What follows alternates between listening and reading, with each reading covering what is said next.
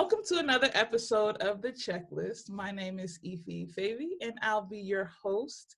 This is the podcast for event professionals to get inspiration, tips, and trends to help push their events forward.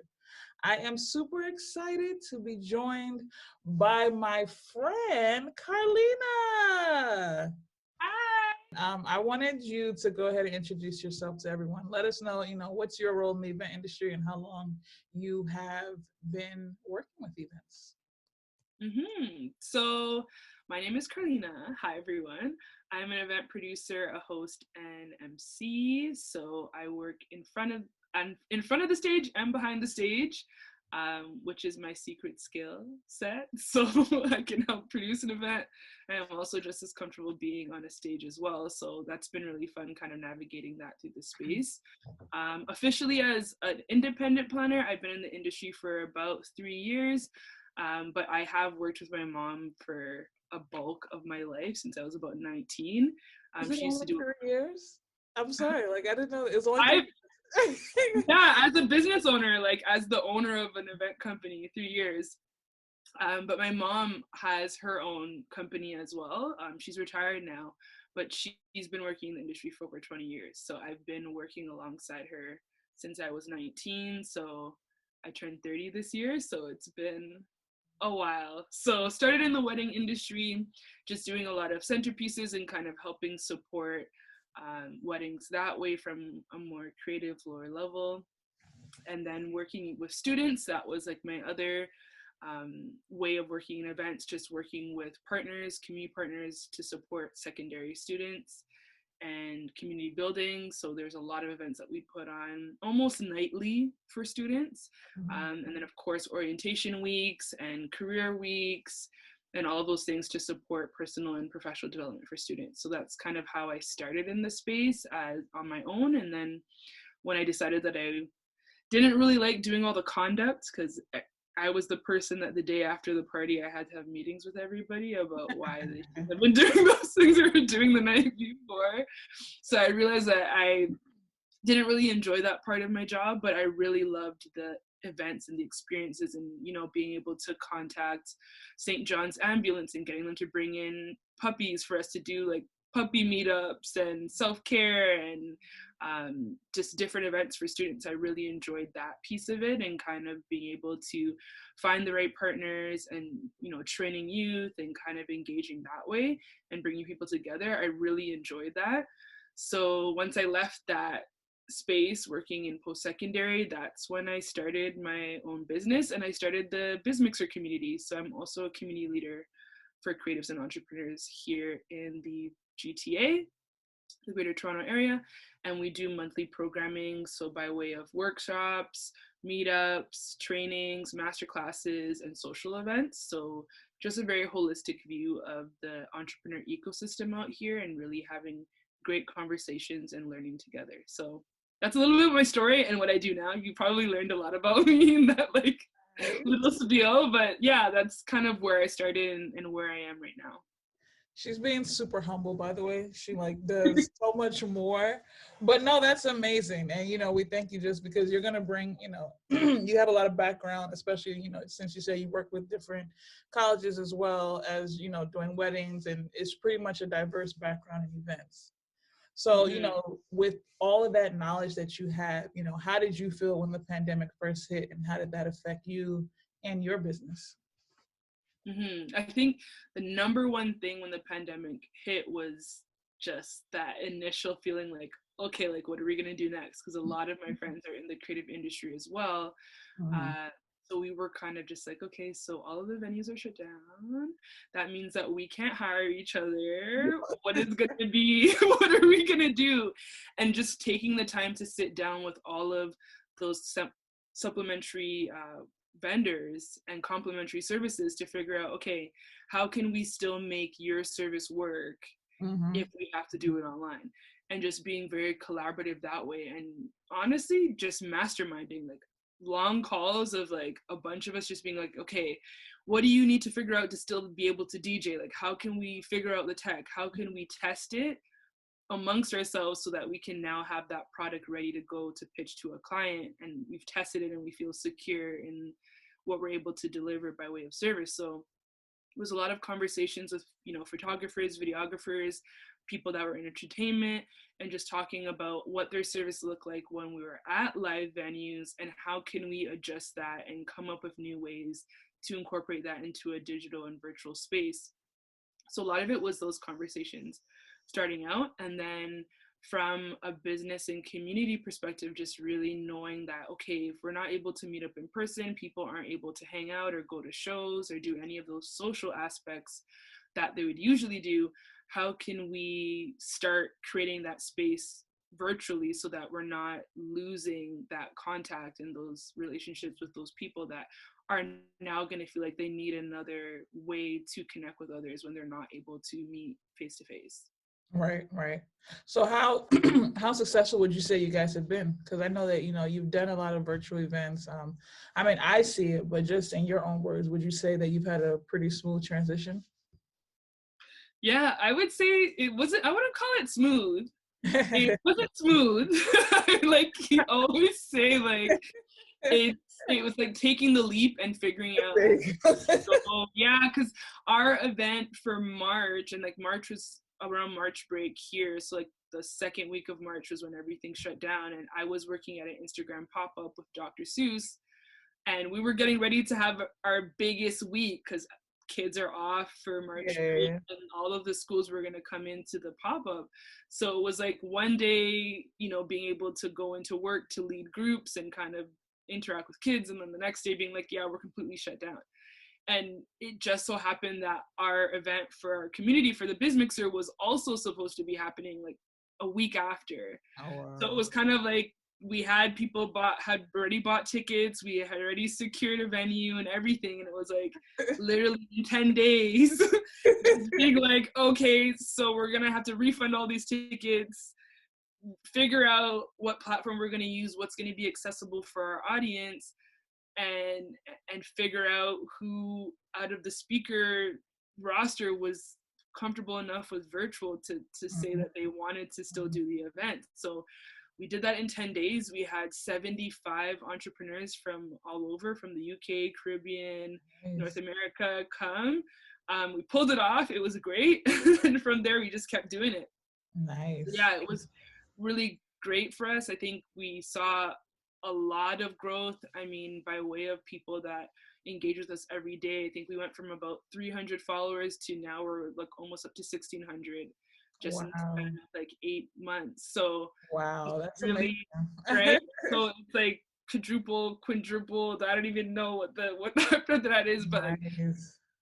being able to just figure it out and just go online and go with what we knew and what we felt our audience would be able to also adjust to, Right, and just continue to curate and find new ideas and collaborate with people. It gave us an opportunity to work with people that we probably never would have been able to collaborate with. right.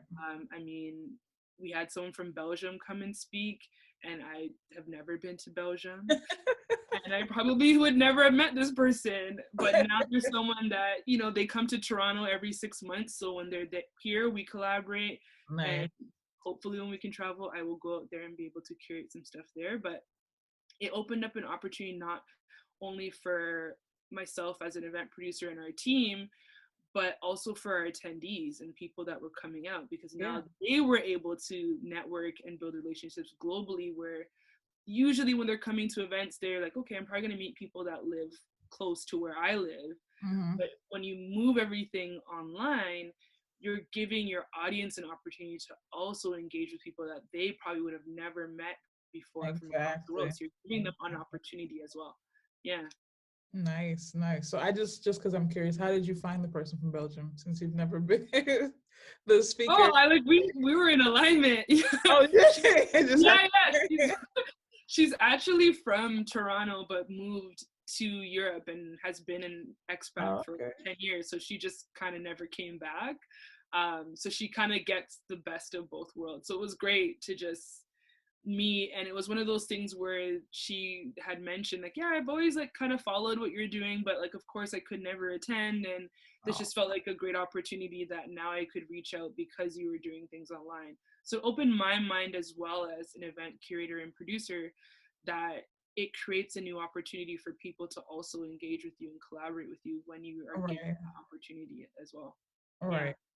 No, that's cool. That's amazing. So, with that wonderful transition, since it wasn't smooth, since that interesting transition, we're in the new year. It's 2021. What do you think the future really is? And I ask it now because we were asking everyone last year what they thought the future was, and the big prediction was virtual. So now that we're in virtual, I don't even know if we're supposed to be going outside or not. Like, I don't know what the future in that is. But what Yeah. do you think is after virtual? Is virtual just gonna be it? That's where we're gonna stop, as a new thing? Or, like, what are your thoughts about where we're headed after all of this? Yeah, I think a big thing that will come out of this is that shift in the mindset from a planner, producer, tech support perspective, that whereas before doing live events, most of us would just think about that in-person experience. Now Yeah. we're going to be thinking about that virtual experience as well, and how Hmm. those can either work together, Hmm. or how to curate them. Because when you think about it, even if you're doing a hybrid event, you're creating two different experiences. You're creating that experience for the online audience and the experience for the live audience. So even keeping that in mind for producers that are thinking about going hybrid, it's not, now it will not just be, yeah, we're going to put a camera up and they can just tune in and see what's going on. Now, because we have gone virtual, it's basically risen the standard and the bar for that virtual audience to also expect a curated virtual experience. So yeah, I've definitely been at events pre quarantine where there was a virtual stream ticket and we had it set up, and someone that was manning the chat and kind of Yeah. keeping that virtual audience engaged.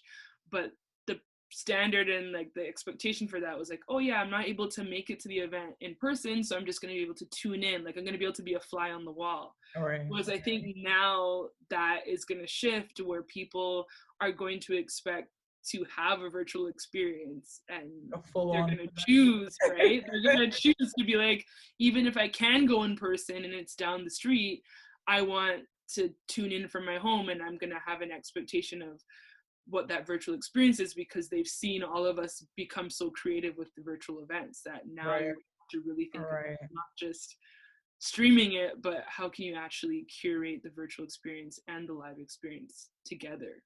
No, that's true. Have you tried your hand at that yet in terms of, or even, are you even interested in that hybrid experience, being able to do live and, virtual as well?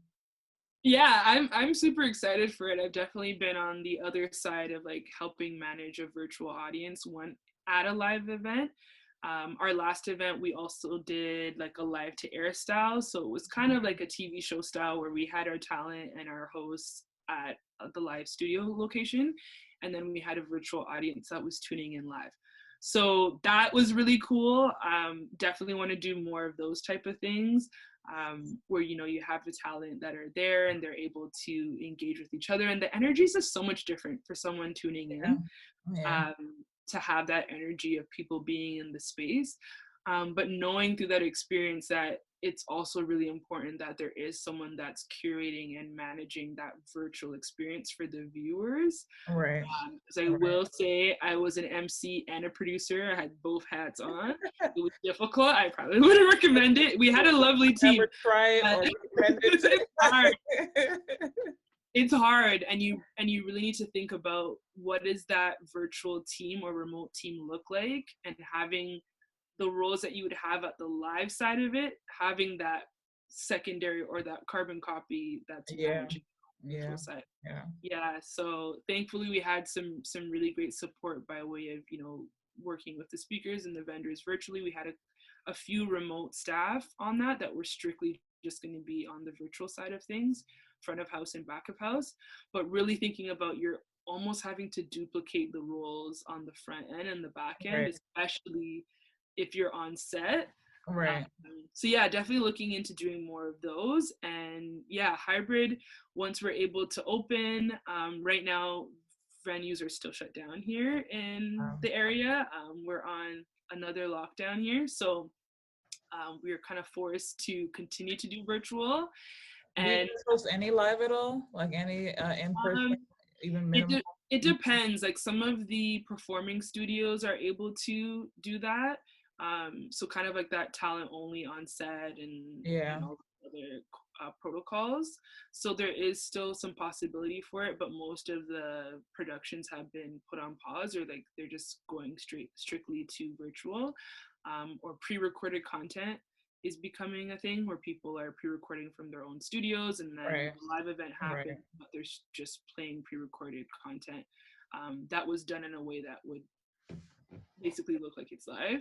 right. Um, so yeah, a lot of that is happening. Once things open up, I'm definitely thinking about doing a hybrid and just really thinking about the behavior of of everyone, because now we're almost at a year that people Hmm. have gotten used to being at home, Hmm. not having to wear real pants, probably not having to get dressed or ready, not having to commute. So there's gonna be that transition where you'll probably have people that are like, man, I haven't been to a live event in a year, and I definitely want to go out to the first one that I can find. And then you're also gonna have people that have gotten so accustomed to being at home that they might not even really want to be there live if they can get a just as great CSU event. If they can get an amazing experience virtually, why spend money on parking I mean, it kind of got and really an comfortable. outfit? It's like not a bad trade-off. I do miss Like, live though, but it really yeah, is a bad trade-off. no, it definitely not. Like from the user perspective, it's like a pretty sweet deal. Like if you It can get a isn't really great virtual experience in your pajamas, then why not? it? I I think, talked to someone the other day and they like experienced a Pitbull concert, like on YouTube, but they were at home, they didn't have to pay for the ticket. They were chilling, enjoying themselves. So for some people, it hasn't been the worst to not be at yeah, a live event.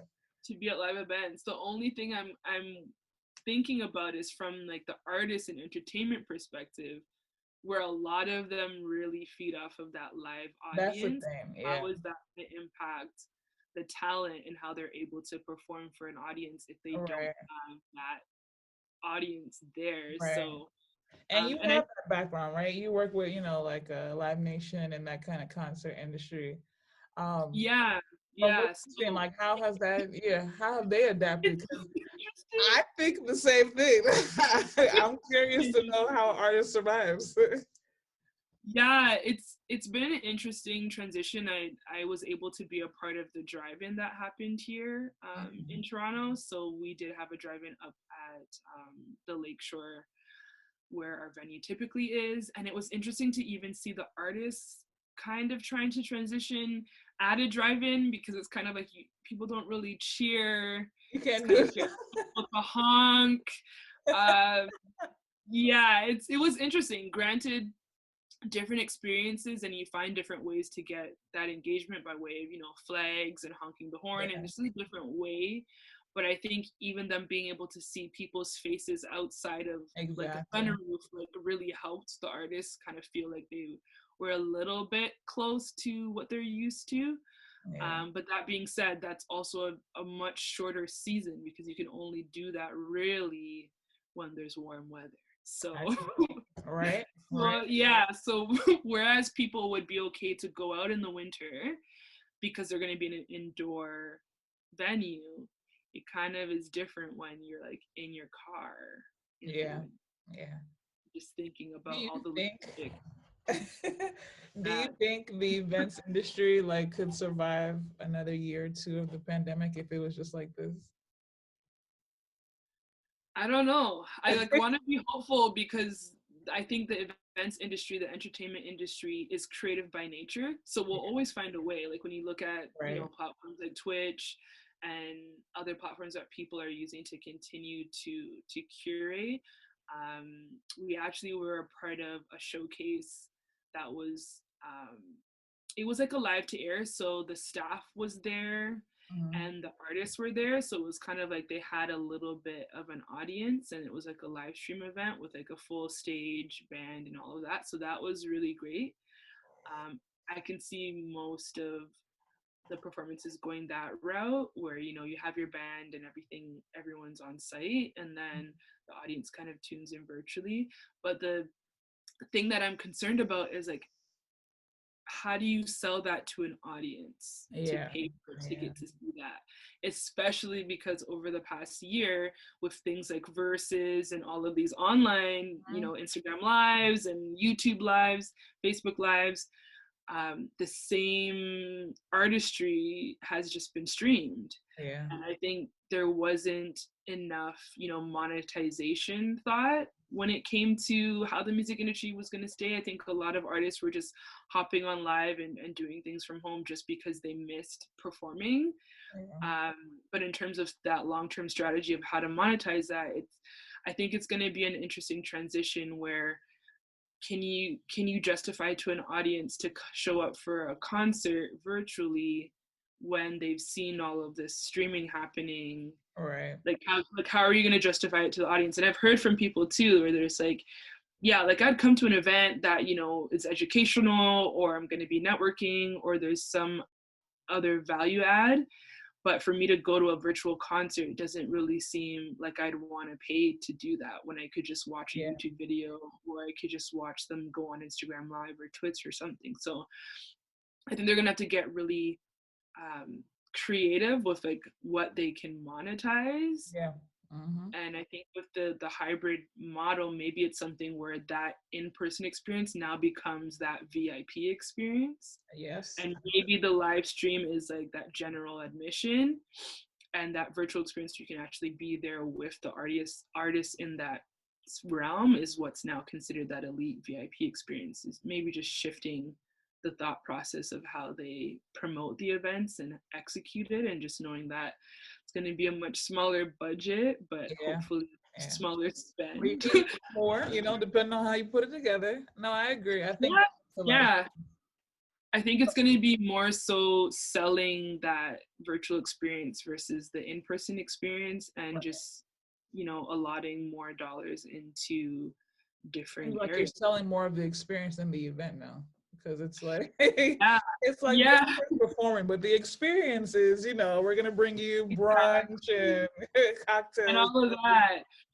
Because even think about it too, when we think about Netflix and all of these specials that have happened, like I think the Beyonce on Disney Plus, like that experience, as well as the Ariana Grande Netflix special, which I really loved. Mhm. Um, when you think about those, like, is it something where now they're able to have that post content Yeah, that can be monetized in some way? So whether that's through the subscription services where people that subscribe are now getting that behind the scenes content, or post tour content that they can have access to. Just thinking about not just the live event on the day, but what pre-content can be right. monetized Right. during and after, like thinking of it more of a cohesive, holistic journey, Yeah. from the moment Yeah. that someone hears about the tour to when they get there, what happens after, what do they get in the mail, like how can you really lead people along that full experience outside of just like looking forward to the day of the concert where they'd buy all the merch and just show up. So Exactly. yeah, Exactly.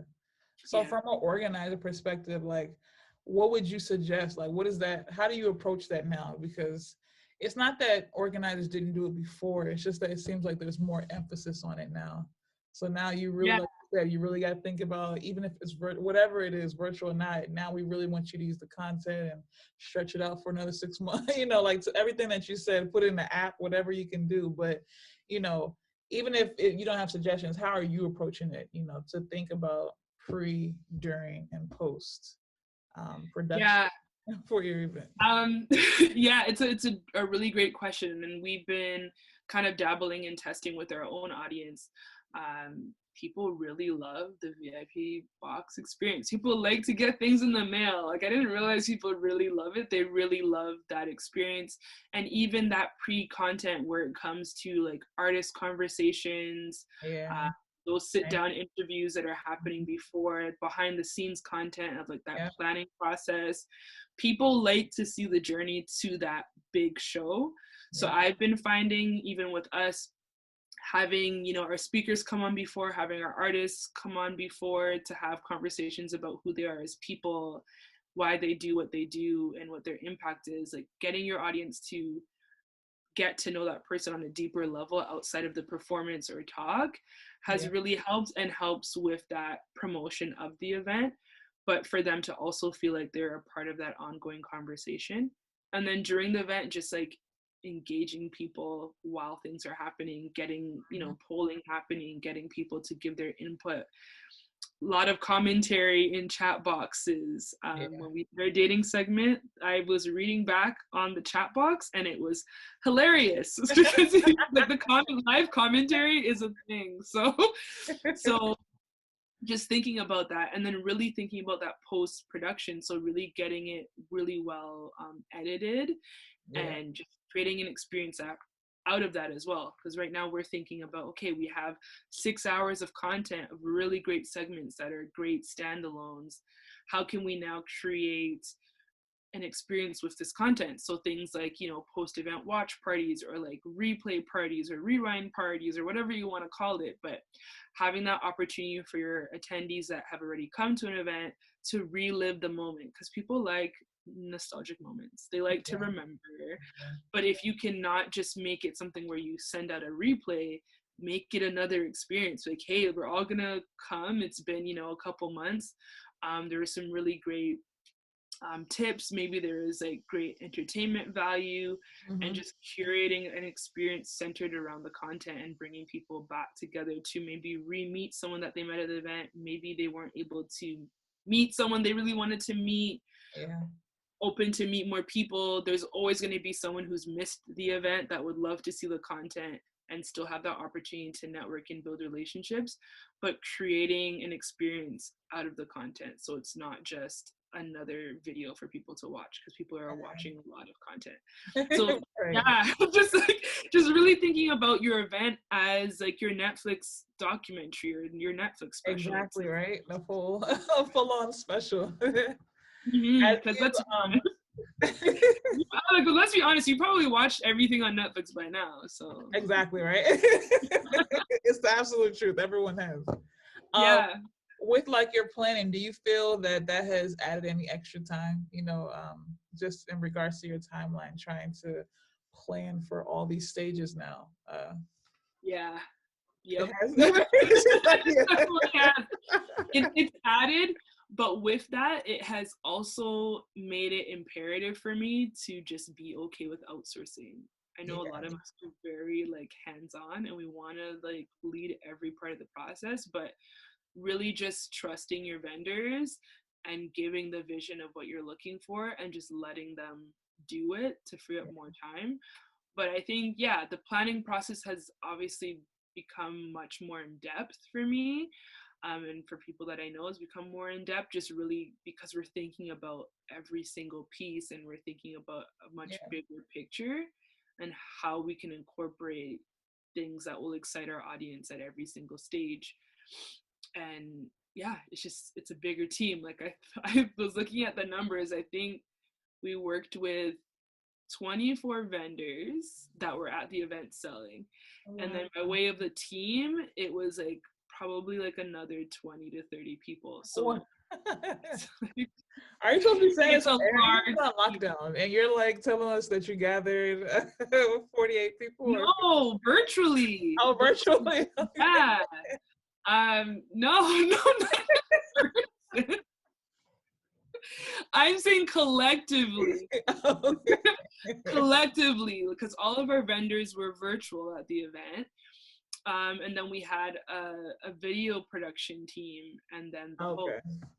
Good. So yeah, just really thinking about it that way. Like when you think about your virtual and your in-person team, because you're duplicating roles and there's more things to manage, your team size in some cases does have to double as well.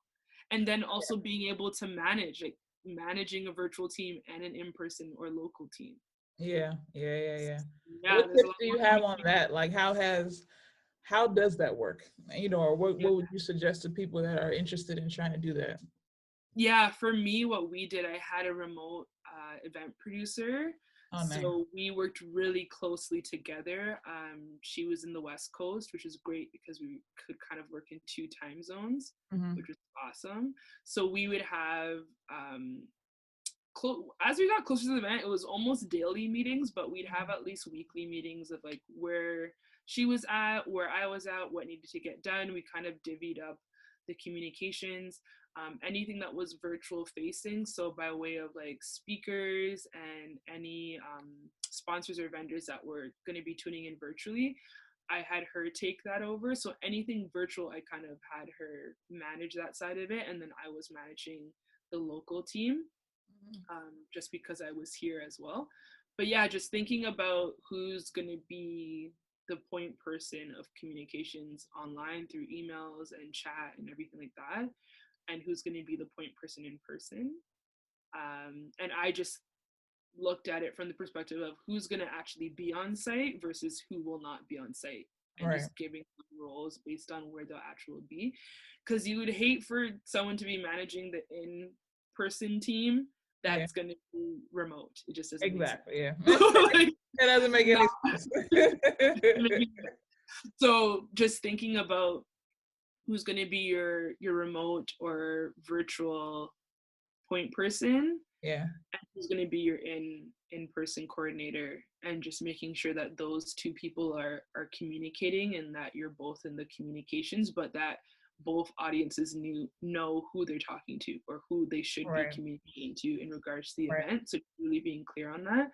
And then one thing that I don't know if everybody thinks about, but just really doing a good job of onboarding. Like I'm seeing a lot of events where like people aren't really onboarding very well by way of like speakers, your teams, your volunteers, your vendors, and most importantly, your attendees. I think we forget the attendee experience of like how can you get your audience onboarded, especially if you're using a new platform as well. So one thing that we did, which is a way to kind of, I don't want to say like trick our audience into like learning the platform, but we kind of like, we're strategic. So leading up to our event, we did smaller workshops on the platform that we would have everybody tune into. Oh, nice. Smart. Yeah. Smart. So thought ahead. Yeah. That's what we did. Yeah. So that's what we did. So we had 3 free workshops that we hosted in partnership with some organizations out here that support businesses and entrepreneurs. So we hosted free workshops that wouldn't cost us anything. That was partnered and sponsored by a local organization. And it was a way for our audience to come. They came because the resources, they got to learn, they would be able to network. But what we did is we got them to use pieces of the platform that they would have to use on the day of the event. So getting them oriented to like the networking feature, how to navigate, how to get to sessions or the main stage. We actually got them to use the features that they would need to understand before the event, and then that way they already had profiles set up for the platform, and they would have at least used it once before the event. Hell. Okay. They had it planned out. She's the mastermind behind all this. Yeah. So it was great. Like, you already know that, right? It's such a pain to get accustomed to it, and you have to register on Hopin before you can actually access it. So that does make a lot of sense, though. Just thinking, long term when you're planning your event. Yeah. So like internally, like think about what you can do before your event that can be something that your audience would want to attend.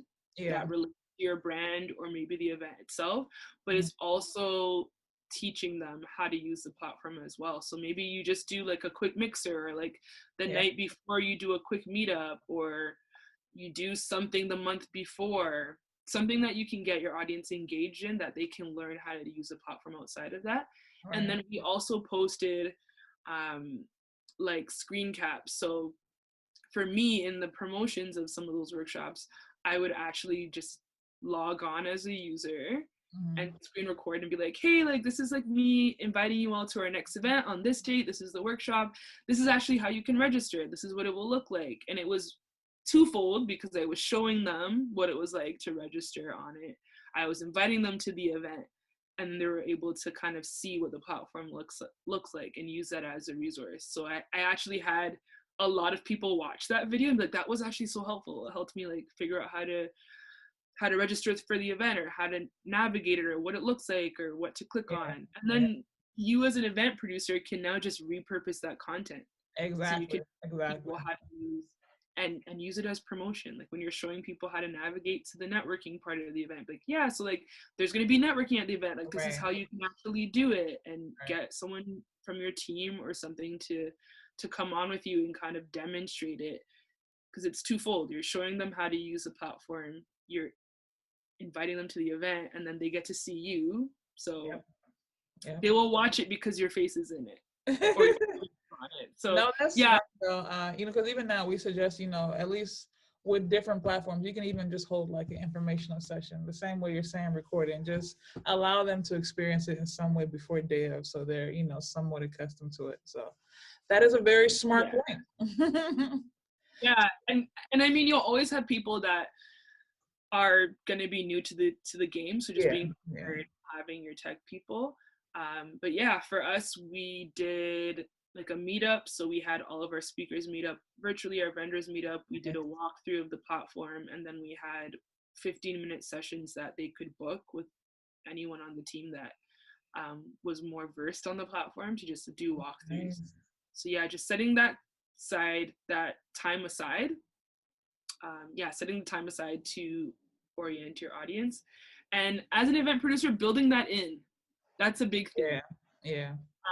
So now when I talk to clients, I say, you know, this is what the rate is for me to work on the event, and it includes onboarding for speaking, your staff, whatever. So just being very clear that there is additional time outside of the day of the event, outside of planning, that you're putting aside to onboard everybody, so the day of the event everyone knows what they're doing.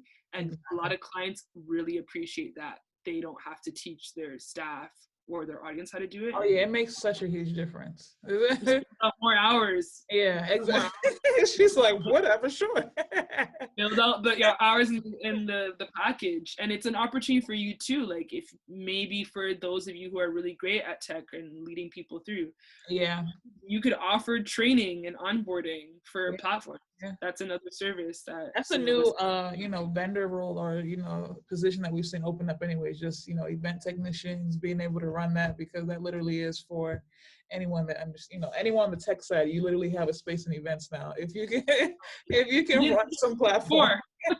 And it's so much easier for them because they're not doing anything, but that definitely is they're doing a lot, Ify.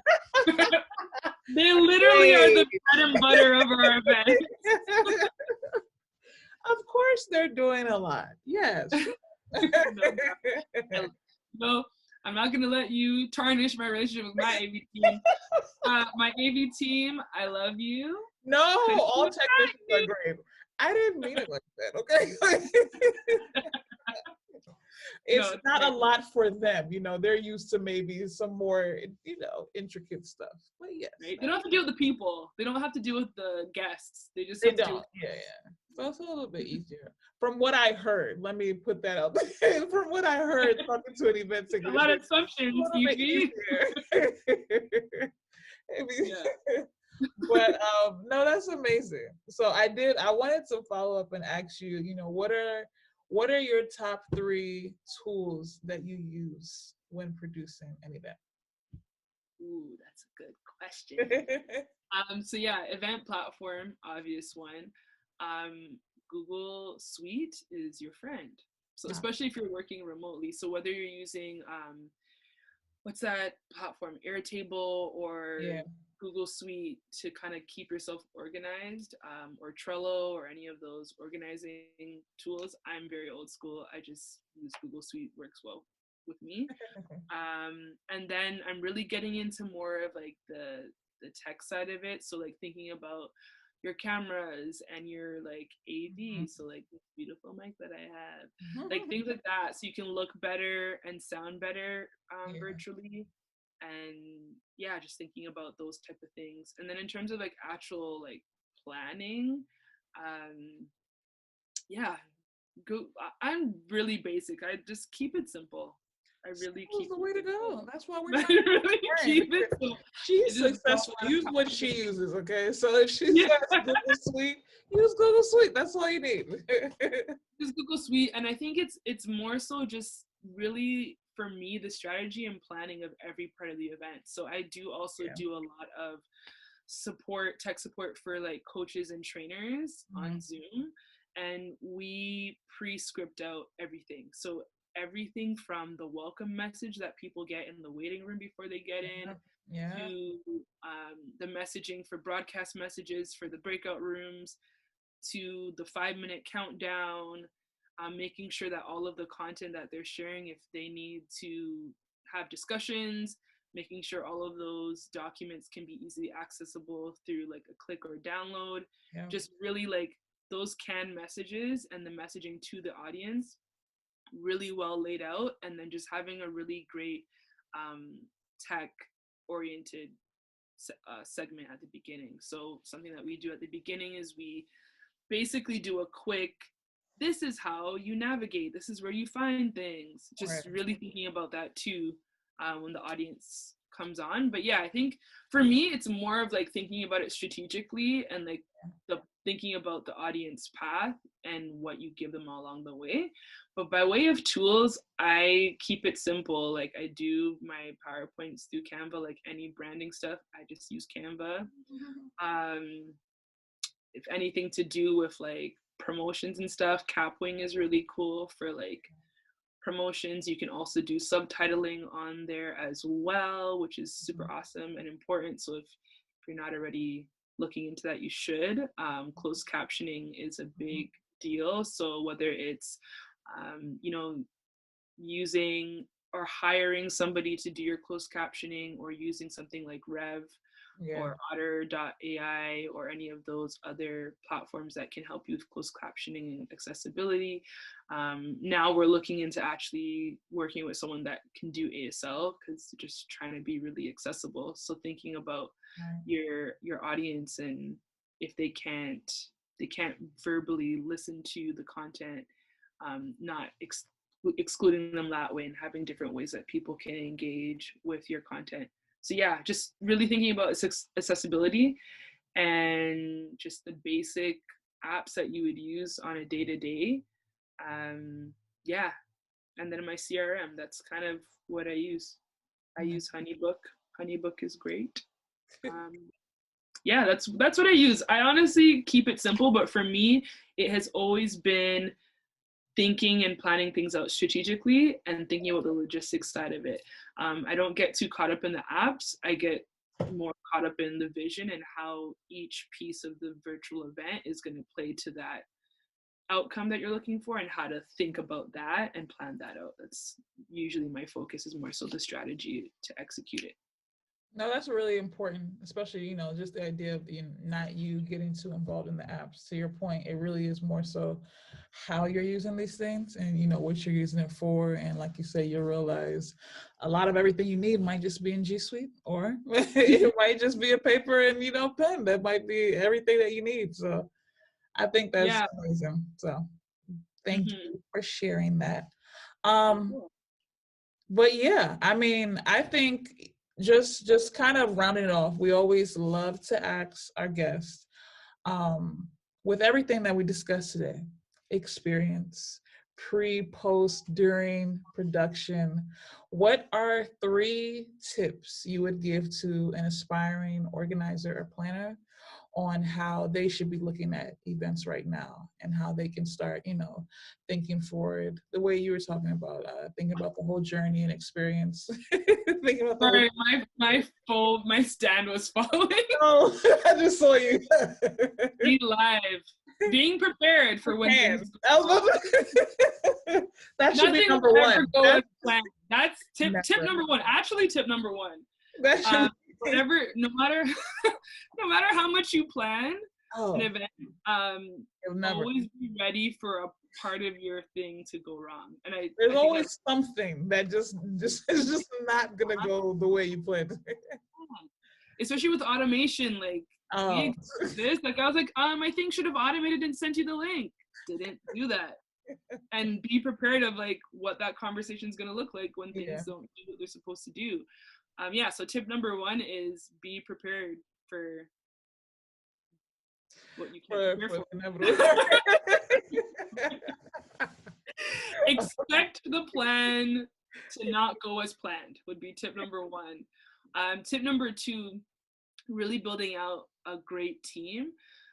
I would say to anyone who is producing or you are curating, just really think about what are your key players? Who are the complementary services that you need that you're going to use on a consistent basis, and starting to build those relationships now. It's something that has helped me just really getting in tune with my video production team and really becoming really great friends and close colleagues with them. Who is your AV person? Who is going to be your roster of entertainment that you can pull for? Who is going to be really great at editing? The creative services. Make a list of maybe the top 10 people that you would need to execute your event. And if you haven't already started building those relationships, start. Yep. And start collaborating would be my next tip, is just get out there, like just start. Cool. And don't wait until someone is hiring you for something. Right.